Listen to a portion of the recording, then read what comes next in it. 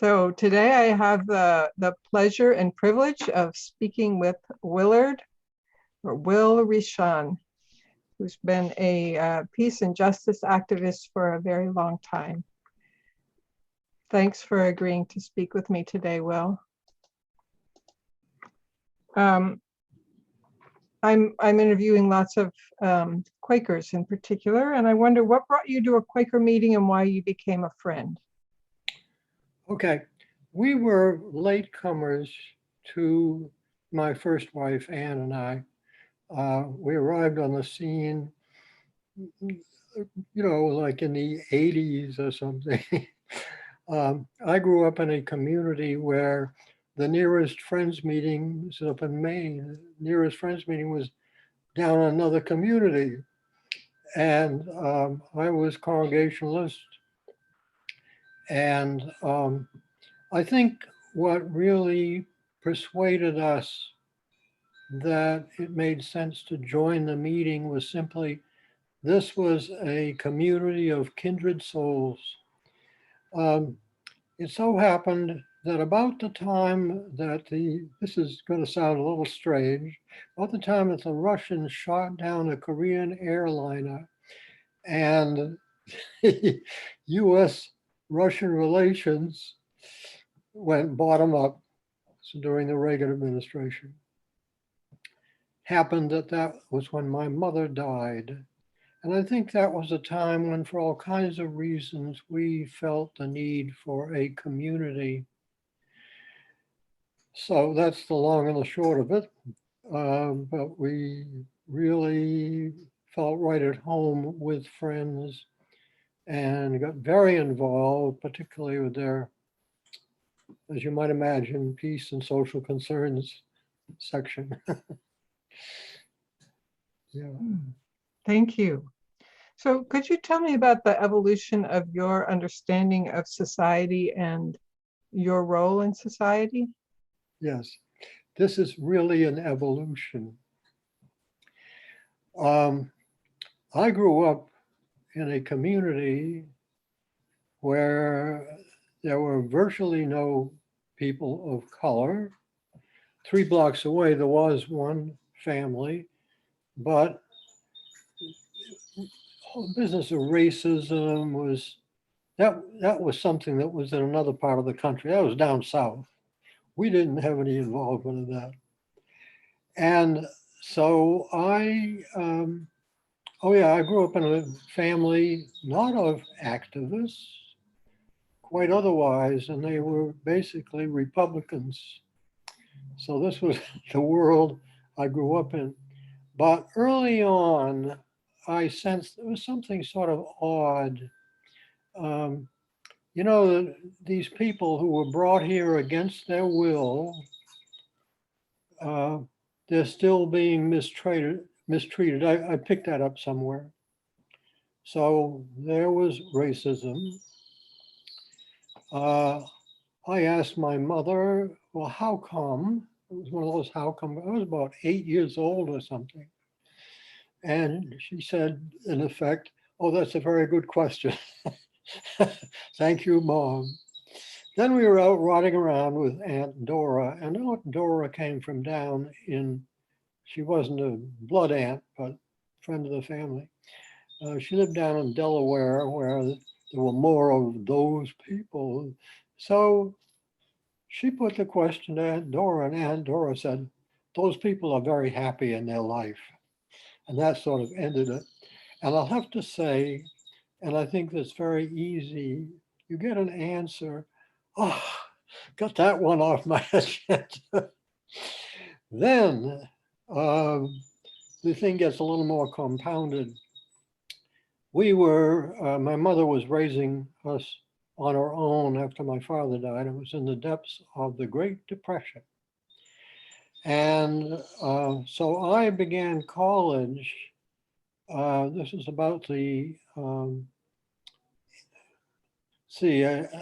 was about just about the end of World War II.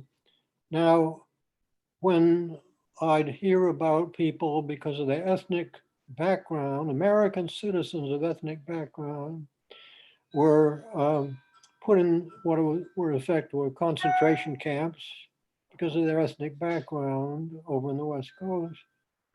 Well, that was part of the war effort. And we were gung-ho for the war effort. I began college, and at the college I went to, first of all, it was a little of a struggle. I got a scholarship, and then I went to work as a waiter and so forth at the college. But most people joined fraternities, so I joined a fraternity and discovered after I was a member, just as most of those fraternities on that campus, we didn't have Jews and we didn't have Black people. And so that really kind of bothered me. I had all the right sentiments. As they say, you can talk the talk, but you haven't done the walk. So I went to my minister and I said, this is what should I do? And he gave me the way out. He said, well, you fight from within. So we did, but to no effect. But I didn't walk out on that fraternity, which, the one about the saddest of words of all tongue or pen are the saddest of these. It might have been. That was John Greenleaf. And that was, I can look back and say, oh, why did I miss that opportunity, etc. So it was actually years later. But one thing that did really come into my life in college was, this is where I learned about Gandhi and the nonviolent way of change. And the other thing was the Russians, during the war, the Russians had been our heroes and fought the Germans at Stalingrad. And all of a sudden, we were supposed to be against the Russians. And I felt I was being, in a way, being used. So the upshot was, you had to register for the draft or be a conscientious objector. And so I signed on as a 1AO, which is 1A objector. So there I was registered, but we weren't at war or anything. Then years later, we were tied up in a war in Korea, and sure enough, I got drafted. Well, the fortunate thing was I ended up in a hospital setting, mental health division, and that's fortunate for two reasons. One was I wasn't helping the quote unquote war effort. The people that were coming back from Korea were in great difficulty and were never going to go back and serve anymore. And so that was the other fortunate thing was I discovered this profession called social work. Got into social work, and then from there I got into teaching social work. And so I was able to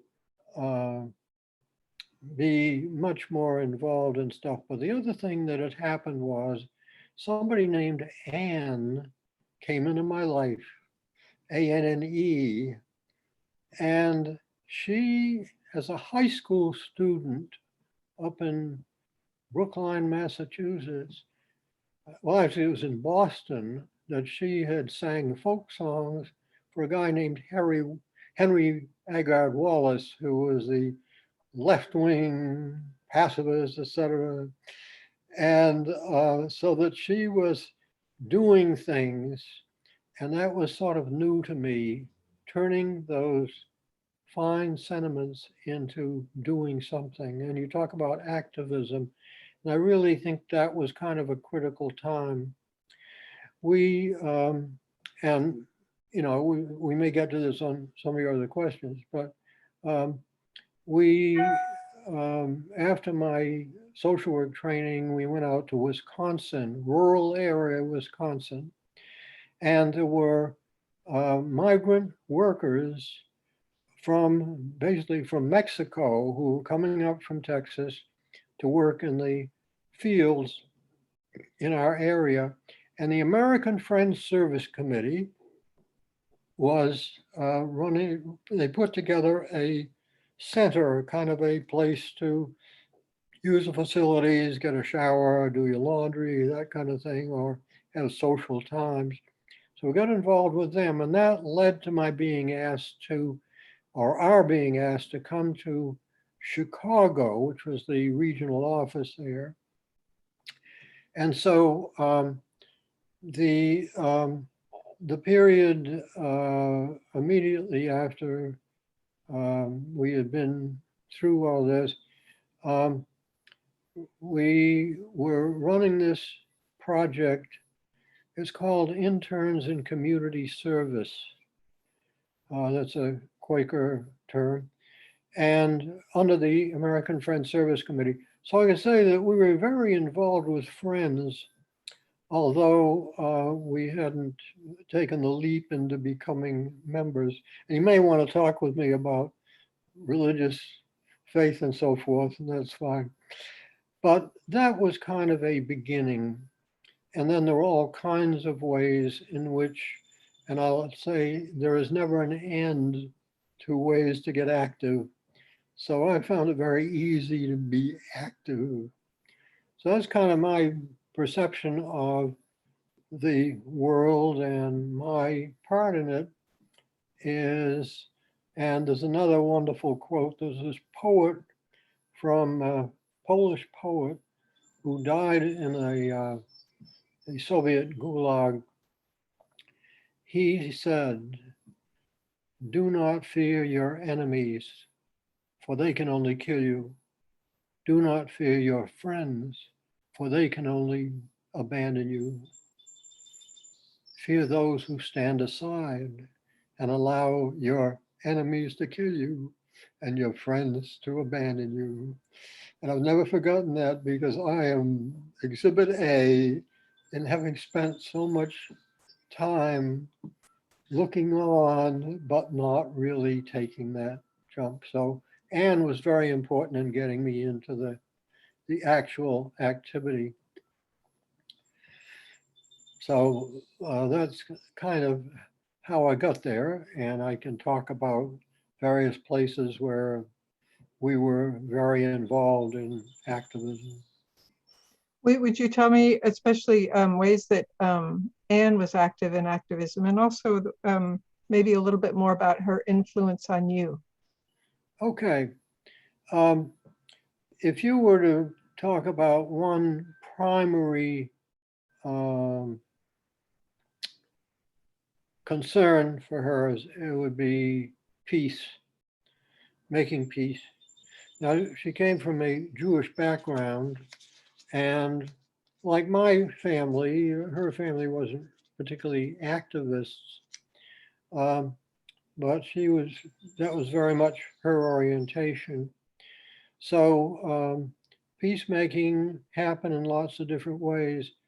We were in Cleveland, Ohio area, and when we were, this was after I'd been gotten my doctorate actually, and was teaching in the School of Social Work in Cleveland. And first of all, there was something called Cleveland Sane. And this was basically an anti-nuke group. It was a Cleveland Committee for Sane Nuclear Policy. So we marched. Our toddler sat on a stroller, and we marched 9 miles to the center of Cleveland. So there was the marching, and there was holding public meetings. And that was very, very much the focus. Now, the other kind of issue that I've been particularly involved in is dealing with racism. And we found a community. This was a school district which straddled the city of Cleveland and Shaker Heights. Shaker Heights had a wonderful school system, and one of its schools it was partly in Cleveland and partly in Shaker. And it was a biracial community. And our very first house we purchased was in that community. And it was a wonderful place for the children to grow up. My eldest, my daughter, to this day, one of her closest friends is a young woman of color who lived next door. And they've kept in touch all this time. So that was kind of fortunate. But the other thing that was going on in Cleveland was, are you ready? School segregation. We're talking about the 1960s. Now, didn't the Supreme Court say something about school segregation? No, that was all down south. So Cleveland schools were very segregated. At one point, they were pushed to make some adjustment and actually do some busing of students of color to previously all white districts. Guess what? They went to separate classes. They had separate teachers. It was segregated. So we fought that one out. And like so many struggles, it didn't suddenly result in a resolution. But one of the things I had an opportunity to do, the U.S. Commission on Civil Rights was supporting research in about 7 cities, one of which was Cleveland. And they didn't say segregation, they say racial separation. So I put together this study. I had some people working with me on it. Some years later, NAACP, its Legal Defense and Education Division, brought federal court suit against the Cleveland School District. And I'm happy to say they made use of that study in presenting their case, and they won. And so that Cleveland had to start making changes. So that was one instance where we had a chance to really become active, both on the issue of racism and on peace and war. Wonderful, thank you. I know that at some point, Anne was a member of Swarthmore Meeting, and I wonder if you could tell me about her peace and justice activism at the time she was a member of Swarthmore Meeting. Yes, we became members at the same time. And it was really wonderful. And we got involved. There were all kinds of issues that would come up. One of the things that we got into was at the time, South Africa was dealing with apartheid, and it had not shifted over to a different government. And so the issue came up about disinvestment in South Africa. Well, the Philadelphia Yearly Meeting took that on, and as was the guy down in the South who stood in the schoolhouse door, there was a banker who was involved with a fiduciary committee, and so they had a little problem with that. Meanwhile, our Swarthmore meeting was thinking of ways. We talked about, well, not just disinvesting, that's fine, but so what do we invest in? So happened there was a bond that came due that the the Swarthmore Meeting had. And they decided, or we decided really, we were very much involved in that, to invest in, this was a project which would buy up old housing in a place called Chester. And at that point, I was teaching at Temple, and I knew more about North Philly than I did about Chester, which is 3.5 miles away. So we decided to take that, I think it was about 10,000 or something, and invest that in this program. Well, let's go where our money is, so that we would form these teams to come to Chester, work on, they would buy up old cheap housing, you know, court judgment and so forth, and rehab them. So they needed somebody to do the rehabbing. So we would come, like there might be a dozen people or so, or half a dozen, who would go to Chester and participate in the rehab. Well, that was my first experience in Chester, in getting to know Chester people and getting to know the issues that face them. And so that really, as you know, and you do, you live in Chester, predominantly people of color. So, and I always like that, because instead of, I'm going to help you with your problem, oh, now this is our problem. This is our tax money that's being used in whatever way. So anyway, that was a very important thing, but issues keep emerging. And there was this business of people fleeing Central American countries, which are upheaval, and fleeing to the United States.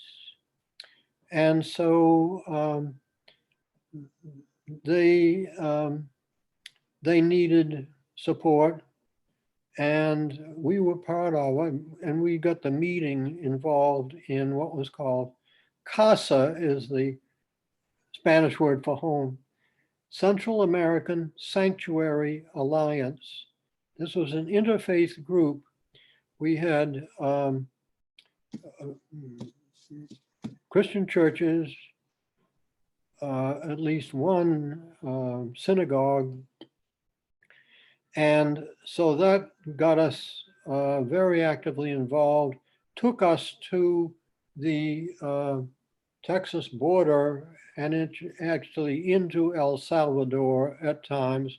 We would spend some time there and get to know what was going on. And actually we had occasion to sit down with government representatives down there in El Salvador. So that was a very important part of the experience, and I took that in as one thing that we were very involved in together. The other thing that Anne was involved in was mediation, conflict resolution, which fit right in with her concern about peace and war. And so she got me involved. I was trained to be a mediator.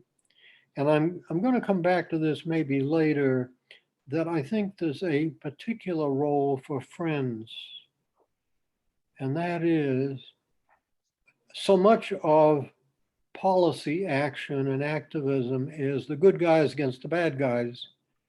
Well, here's a community that says, well, gee, there really are no bad guys, right? You're smiling. I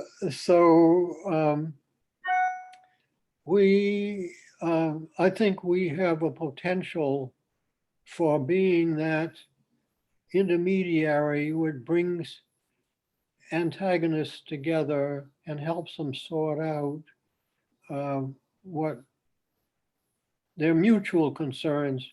And boy, if that weren't needed, this is the time of, you talk about divisions in the country. But I think of, for instance, police and communities of color. I don't know the extent to which this has been tried, but I think that using the mediation technique, you bring people of both factions together and you listen to what each one says their concerns are, and you're looking for things where they're both saying kind of the same thing. And I think of Chester as a wonderful example because there is a certain amount of crime. It goes with poverty and some other problems. And the police need the community, among other things, to give them information. And the community knows that it needs police. And so I think that has a real potential. I won't say that all problems would be that easy to engage. So that's kind of the sorts of things. Oh, well, just one other example. Being in social work, we have involvement with public welfare and problems beyond the client. There's a lot of one-on-one therapeutic and so forth, but you're always looking at that context within which stuff is happening. And I was invited to lead a group by the National Association of Social Workers. They want to say, well, this advocacy, which is happening all around, and what should social workers do? Now, there were two committees in the National Association of Social Workers in particular. One was like policy and action, and the other was professional standards. So what we did was plant this in the professional standards, which has to do with the code of ethics. And we got into the code of ethics, the idea that one of the responsibilities of the social worker is to be an advocate. And I haven't been in touch for a while, and I'm not sure how that has evolved, but I think that, and certainly teaching is a wonderful opportunity to get people involved in activism and the reality of activism. Now, there are two basic courses in schools of social work that everybody starts with, and they are about social welfare policy. And there's a lot of history and philosophy of social work in that first semester. And at Temple, where I was teaching, the second semester was you analyze policy. Well, what I did was turn that second semester into lobbying 101. And students would come in class, and first thing we did was learn how to sort out the issues and make your case and understand the other case and understand the policymakers and so forth. That was the first half of the course. The second half of the course was go do it. And students had to go out and lobby somebody. Now, one of my students, I don't think it was in this course, but another course, her name is Sister Mary. And I've always liked to think, well, maybe, as a matter of fact, when she was in the class with a couple other nuns, they were having a problem. They had a project they were doing in Southwest Philly and having to fend off pressure from the archdiocese. So that was perfect material to use. So, I had one student who happened to be working with people who were developmentally disabled. She was very timid and really didn't know about this going out and meeting a legislator. It so happened that I think he was a state legislator, had a son who was developmentally disabled. So she ended up giving him some help on dealing with his son. So he was really open to listening to what she had to say. I had another student who, and this was in the same course where you're lobbying 101. And he said, oh, he had no sight in either eye, used a cane. And so he came to me at after the first class and said, gee, I'm not going to be able to do this. You'll have to find a different assignment. And I said, you and I are going to take this on. He happened to make contact with who's the senator who died in the air crash? I forget. John Hines. Yeah. And that was his senator. So he worked with Hines's staff around people with disabilities. So he definitely was impacting on policy. And that's one thing we talked about, that it's not just going and pushing the pushing the legislator, but working with their staff. One of the other projects that I was involved in, this was when, and I think it was when Clinton was president, I'm not sure, but welfare reform was really taking cuts in welfare, and they'd have Save Our Safety Net, SOS. And we were the Delaware County Save Our Safety Net, DCCSOS. Somebody said, oh, duck sauce. Well, speaking of duck sauce, I once went to Chinatown and bought up some duck sauce, little jars of duck sauce. And when I'd visit a representative's office, I would take some duck sauce and offer it to the secretary at the desk. And sometimes I got to see the policymaker, and sometimes I just work with his staff. But one of the things you quickly discover is something called access. And I like to think that duck sauce helped open up a little, this is the one they remember to deal with. So that's been, we're right now, there have been issues around poverty and issues in city government. There's now one on the fact that people send their trash to Chester to be put in an incinerator and burned, creating toxic fumes. And so that's something we've been working on. And guess what? Place like Chester, oh, we'll send our trash there. So you can, I say STOP, stop trashing our people. So anyway, that's kind of where I've come out on a lot of this. I know you've written books on social work in our society and public policy lobbying. Is there anything more you want to say about those subjects? Well, one other book, actually, it was a report. In the middle of everything else, and you open the newspaper and there's something horrendous happening. And years ago, the Glen Mills schools, which was, they called them training schools for people who would get into trouble with the law.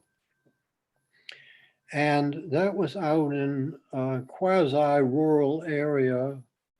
That was where I think that program started in Philadelphia, and they didn't want that around here. Send them out somewhere else so they could go off in the country.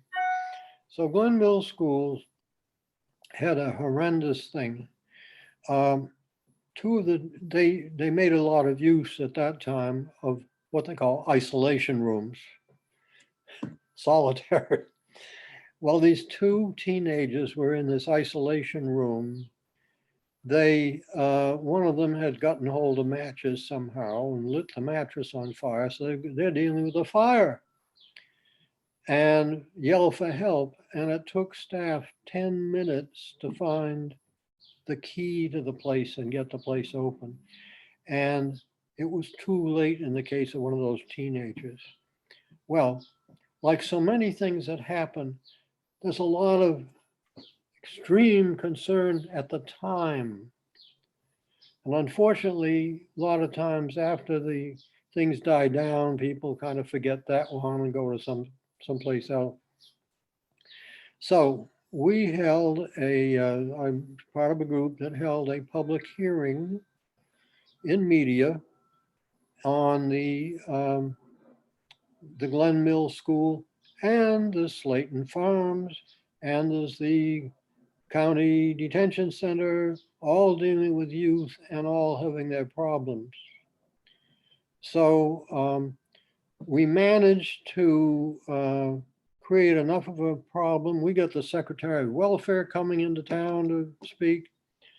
And so that public hearing kind of exposed stuff. The upshot was that the head of Glen Mills decided he was going to retire or resign. And same things happened at Slayton Farms.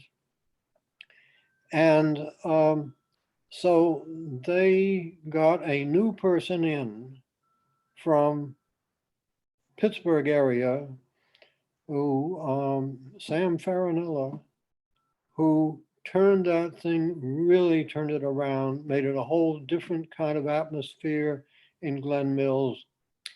Problem is, he eventually retired and somebody else took over. And so that not that many years ago, I think it's only the last couple of years or something, Glen Mills was in the headlines again. That's been a lesson to me.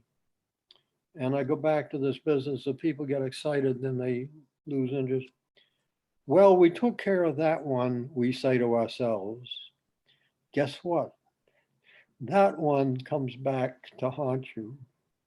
I'm sure there are all kinds of examples in the last couple of decades with what's been going on in the country in general. So that's been something that I think has really made a big difference for me anyway. Don't walk away because problems still come back to haunt you. Oh, and I was going to say the report that we did needed a title. So the title was Child Abuse at Taxpayers' Expense, because that was our tax money going to finance those things. I mean, really abusive treatment of kids and who were in a very vulnerable stage of their life. And so that's a place that I think, I'm hoping that it's possible to see some more changes in that. Now, what they did the second time around with Glen Mills, they closed it down. They want to open up again. And one of the things that became very evident was the state has to get into the act. The place where the other place what that has happened, and that has to do with my other big interest, and that's education and the Chester Upland School District. And a lot of times the state doesn't do enough to really make sure things are happening at the county level.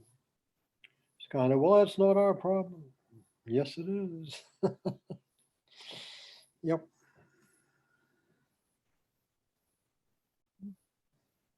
Well, you've been involved in issues in many different areas of problem, and you've been involved in activism and in research and writing reports, and sometimes that has helped make a change, and sometimes there have been relapses or no change. Do you have something carrying you through all of this, a sense of purpose or mission, or as Quakers would say, a leading? I've thought about that as to how come.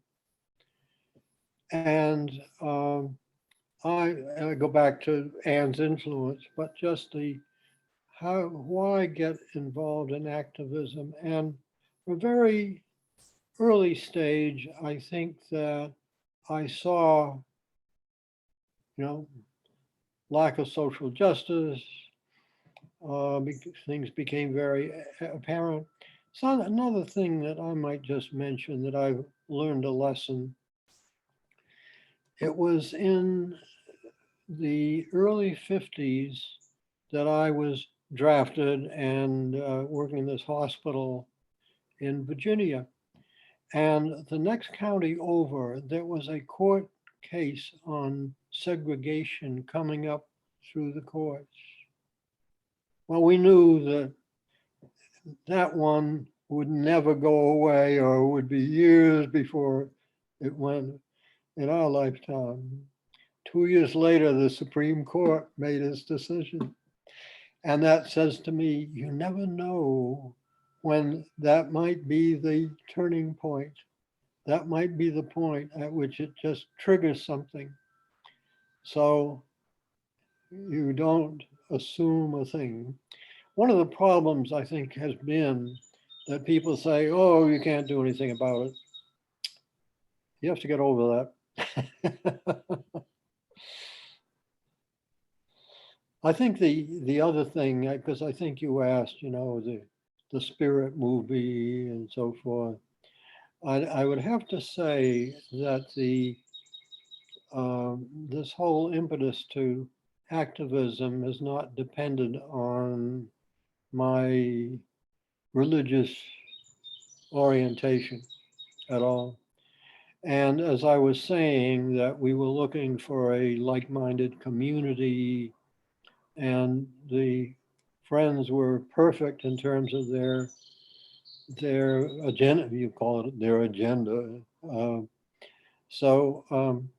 But you'd have to put me down. Well, I'm going to tell you about my conception of religion.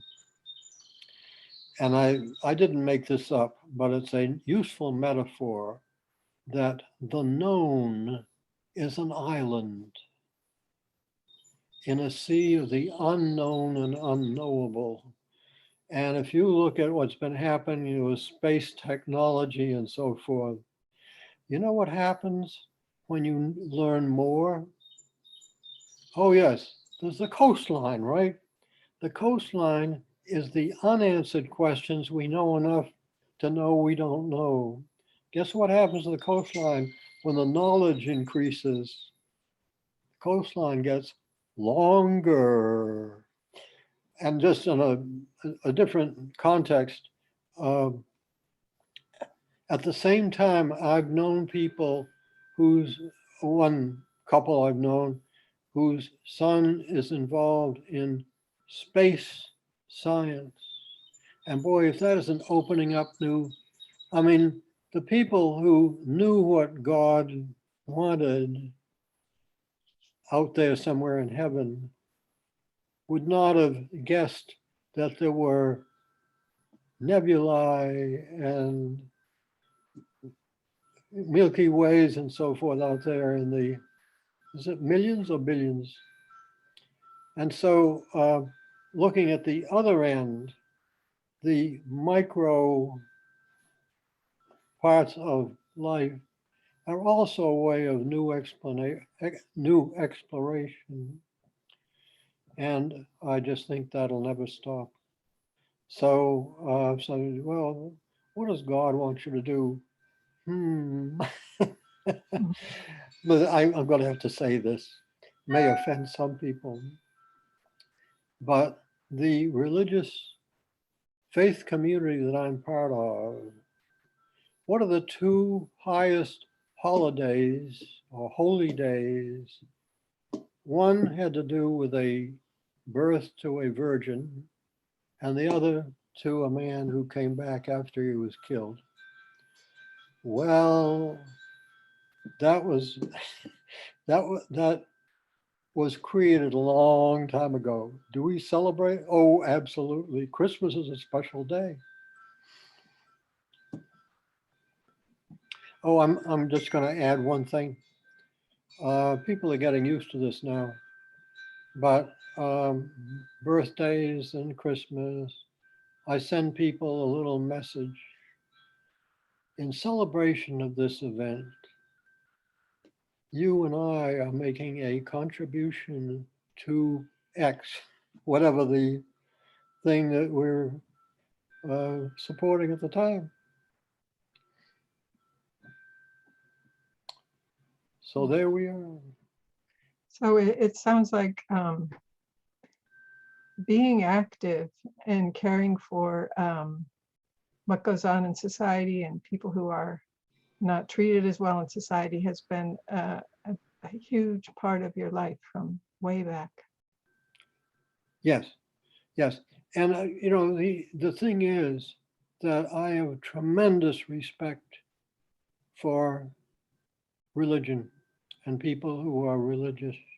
It has led them to do amazing things, to make tremendous sacrifices, to come to the aid of others. My good friend, Sister Mary Scullion, that's what moves her. Other close friends that's been there.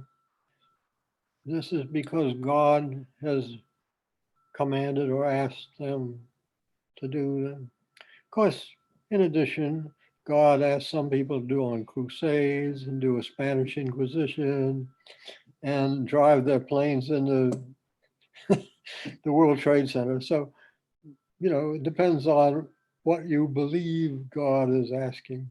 But and I've known people in Chester.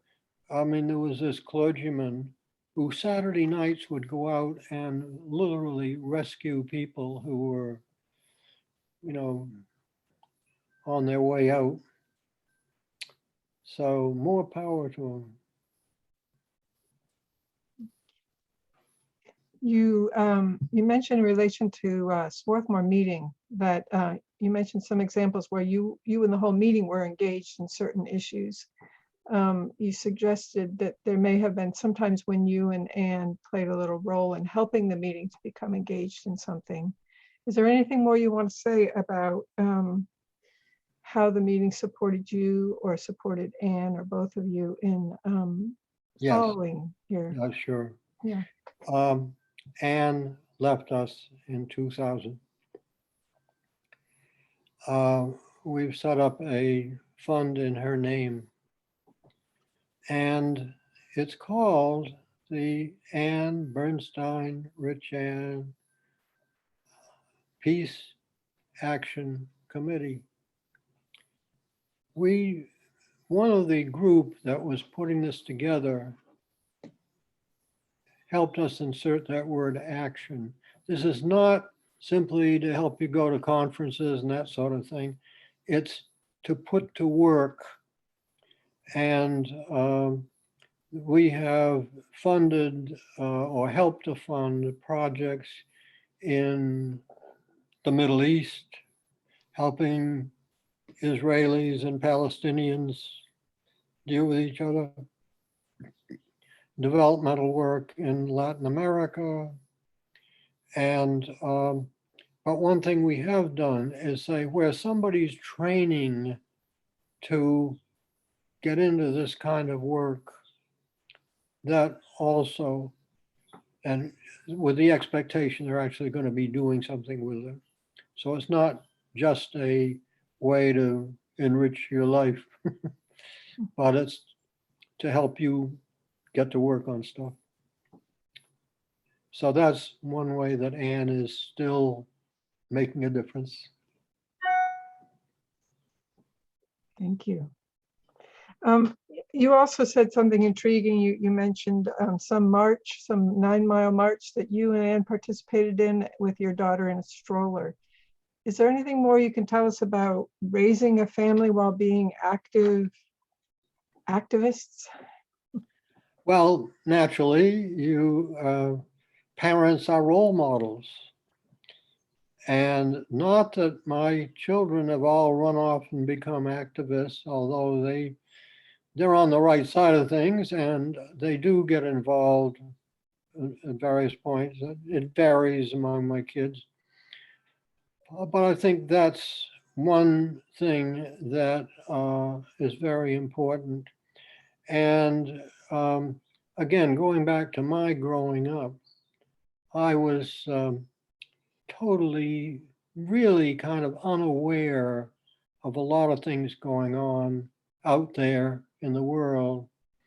Our kids were more likely to be exposed to some of this reality and certainly knew where we stood on stuff and still do and appreciate it. So did you, when you had several children, did you take them to marches and other events? Well, it varied. As Amy in the stroller, so she got a picture in the paper for doing that, actually. I'm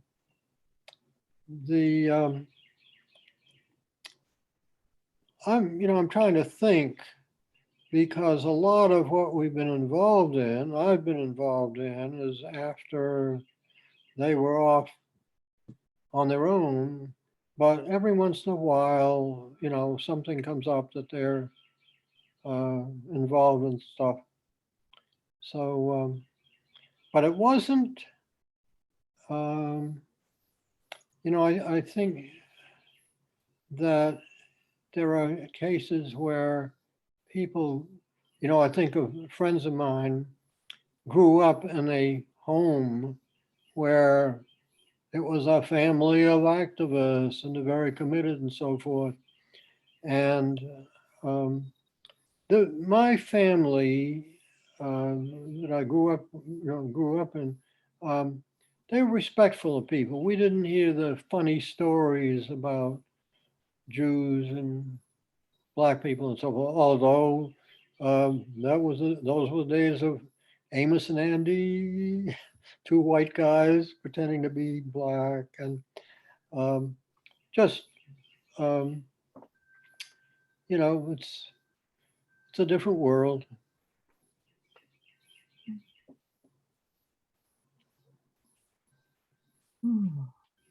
So what do you think Quakers have to say to the world at this time?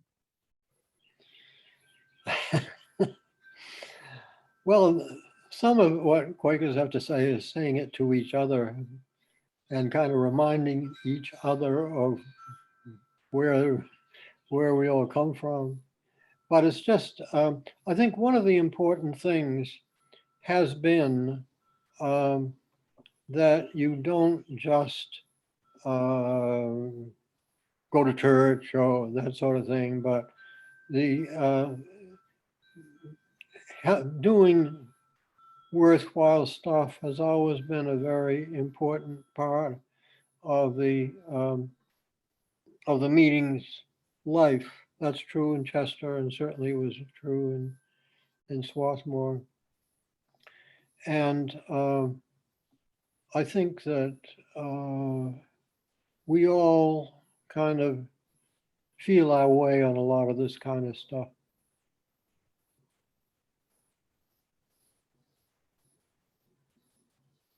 You said you'd have a word about a role for friends related to mediation. I'm sorry, I didn't. You said that at some point you wanted to say more about the role of friends in mediation. Oh, yeah. Well, that was very important in because the peacemaking kind of on the retail level of people getting along with their neighbors. Anne's last 6 years were, we had gone to a Friends General Conference gathering, and there was a presentation where somebody was doing conflict resolution in prisons.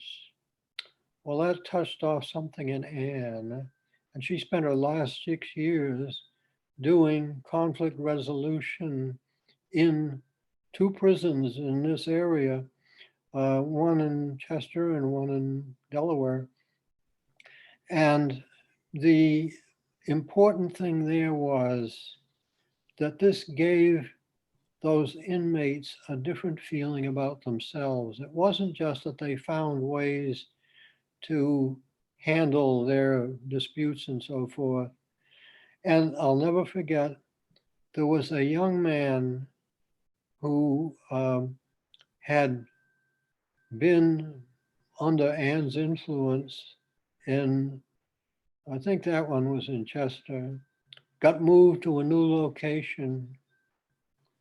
He got in touch with people back here and said, "We will prevail." And that's all kind of what it's all about, that we're going to have setbacks, we're going to have forward time, but we keep on. And one of the impressive things to me in Chester is the amount of people getting knocked flat on their backs and getting up and going on. Now, I've lost 2 wives to cancer. And in each case, I had to get back up and move on. There's still work to do, and there will always be work to do.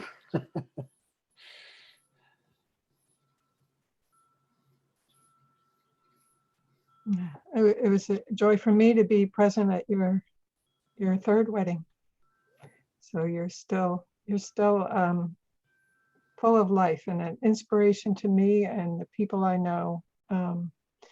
As a member of Chester Meeting and a resident of Chester and someone who's always bringing issues to attention. You've just mentioned some of them today. I know that there are actually a lot more things you've been involved in and active in and bringing attention to. Before we finish this interview, is there any last thing you'd like to say? Yes, there is one more thing. The helping goes both ways. I try to visualize what life would be if I were sitting in a retirement community trying to do the jigsaw puzzles and sort of involved with my own pain and so forth. This gives you a reason for going on. And I was interested because AARP, which they're what they are, they're this magazine and they have this thing, all kinds of ways to help you stay healthy. No mention of what to me is like maybe paramount. You have something you're working on. You have some reason to be around. Now, I'm in my 90s. I'm not going to be around forever, but it gives me some purpose for getting up in the morning. There's work to do, and there will always be work to do.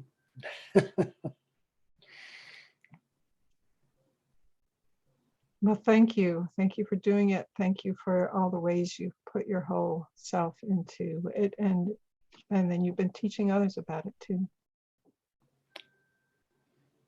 Okay.